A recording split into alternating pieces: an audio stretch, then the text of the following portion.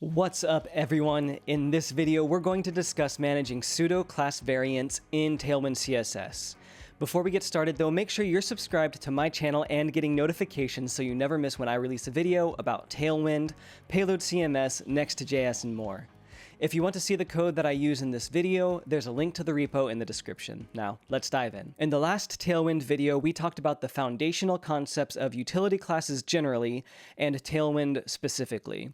If you haven't watched that video, be sure to check it out before diving in deeper in this video. We'll be expanding on the portion of that video that discussed how to use hover states in your utility classes. Tailwind calls these differences in states variants, which is the language I'll be using moving forward. Tailwind's variants act as conditional statements that apply the utility class based on the condition set by the variant. So we can think of the variant hover with utility class BG Emerald 400 as saying, if you hover over this element, I'll change the class to have a background color of the 400 shade of the emerald color. Otherwise, this will default to the initial variant of the element. This works with multiple variants as well. If you want an effect to take place when you hover over a dark mode element, you would simply add dark to the beginning of your hover variant, which will only apply the CSS if dark mode is enabled and the element is hovered over. Tailwind comes out of the box with every variant you'd need, like pseudo-classes, pseudo-elements, media and feature queries, and attribute and child selectors.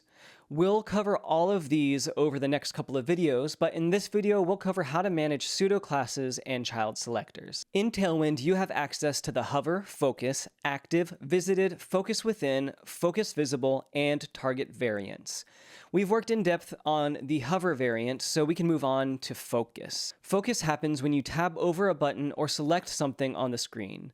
It's when the element is brought into the user's focus. We can show this example with our image element in our project. First, let's remove the blur and grayscale from our last example and replace it with some focus styles. We'll do an outline of 2 pixels that's black and has an offset of 1 rem. So when we save this, our page will reload, and we can force the focus state by going into Safari's developer tools. You can do this in Chrome and other browsers as well.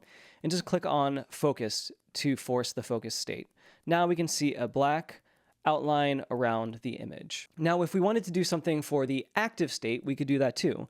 Let's add active grayscale to our image by just typing in active grayscale. And now when we save this and our page reloads, we can click on the image and see that grayscale is applied when the image is in the active state. We can style an element based on the URL fragment if it matches the ID of an element.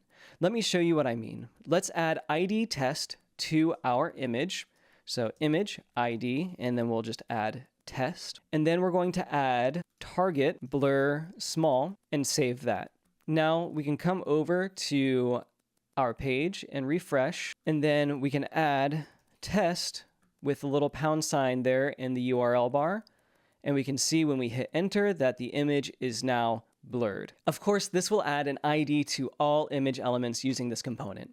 And HTML rules state that IDs must be unique between elements on the same page. So that makes this example a little less practical, but we can see also that the first ID takes priority over the second. A good use case for the target variant is for same page navigation that you see in some documentation. As the URL fragment changes from section to section, you can see the underlined text change depending on what the URL fragment is currently. You can also style an element based on its order using first, last, odd, first of type, only child, empty, and nth-of-type, and nth last. Let's delete all of our classes from before and try this out. So I'll delete from focus all the way through target. Now, right now, my browser is in dark mode and I have some styles applying to the dark mode variant. So I'm going to delete that.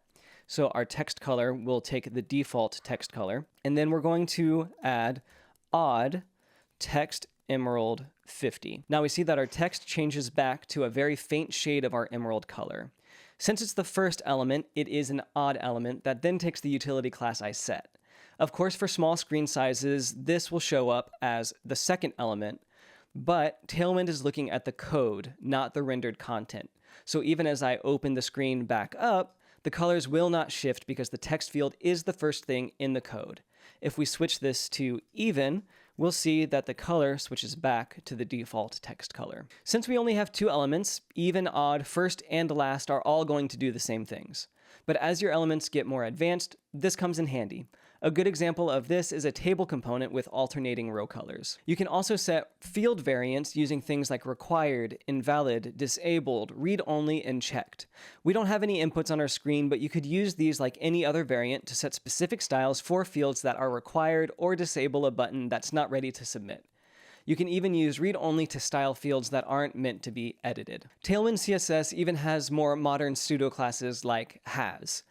This allows you to style elements based on the state or content of its child elements.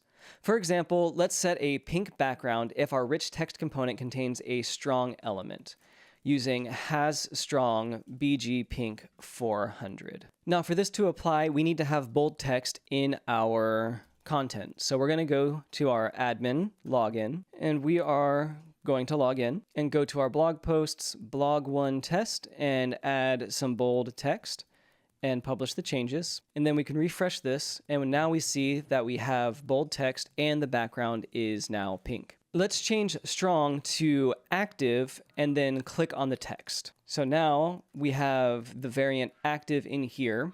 And if we click on the text, we now see that a pink background takes effect. You can also set a group utility class in a parent div to check if a condition is met.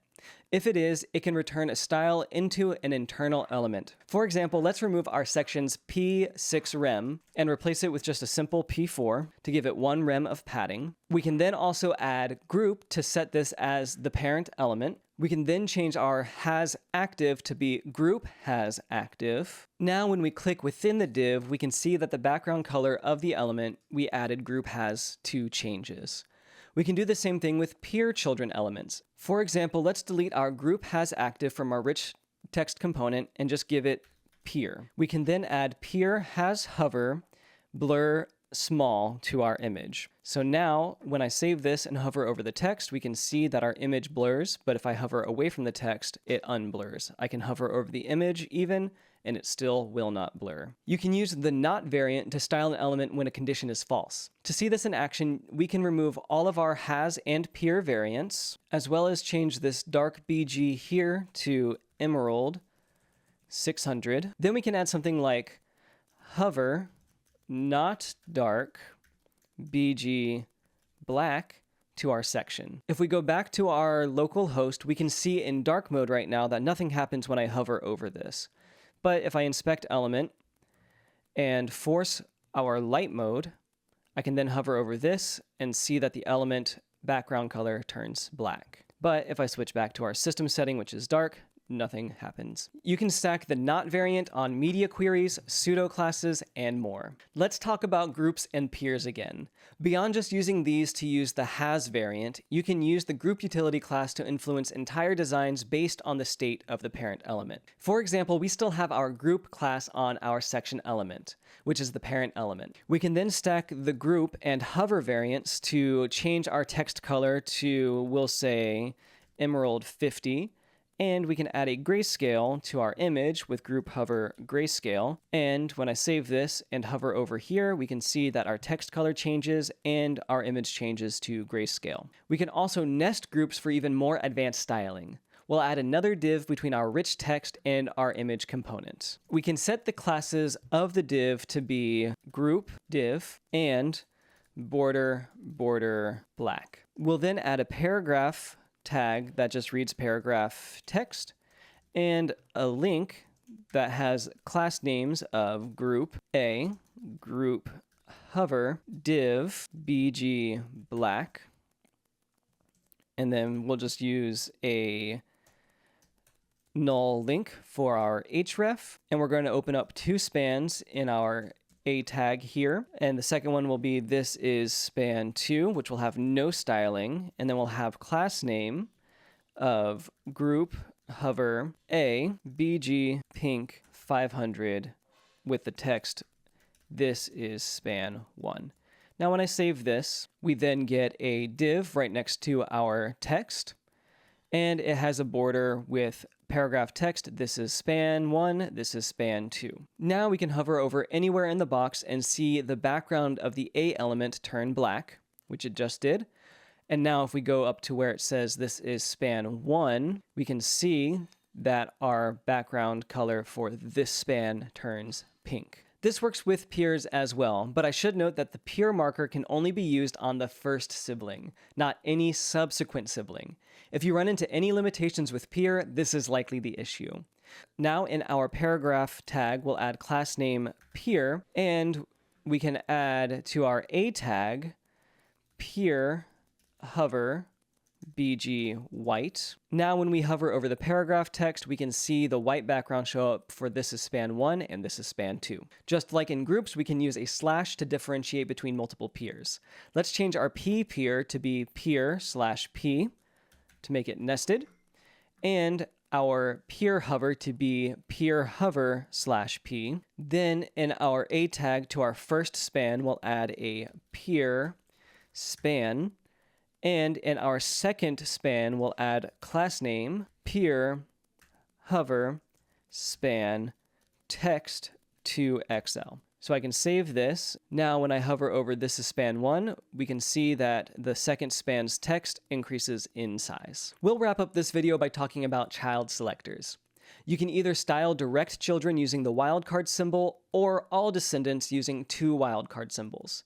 Since child selectors take precedence over all other styling, you're not able to override styles by adding utility classes to an element's children. We'll also change our spans to paragraph tags and our A tag to a div. Now let's see this in action by removing all of the group and peer utility classes we just used in the previous example. We'll then add a new class to the parent div element that reads *BG Sky 400. You can see that this changes everything to have a blue background color.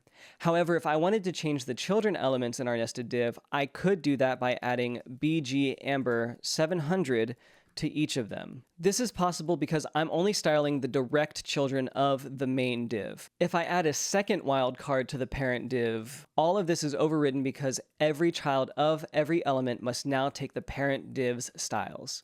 The class names of the 2 paragraph tags in the nested div no longer take effect.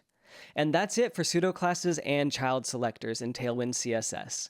As you can see, you have a ton of flexibility in how you handle different states of elements using Tailwind CSS variants. You can mix and match different variants to create compelling and complex designs with just a few lines of code right in your TSX files. If you found this video helpful, please like it and share it with others who might also find it useful.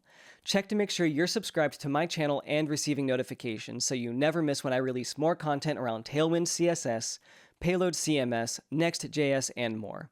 If you have suggestions or questions, please leave those in the comments. I'd love to hear from you. Until then, I'll see you on the next one.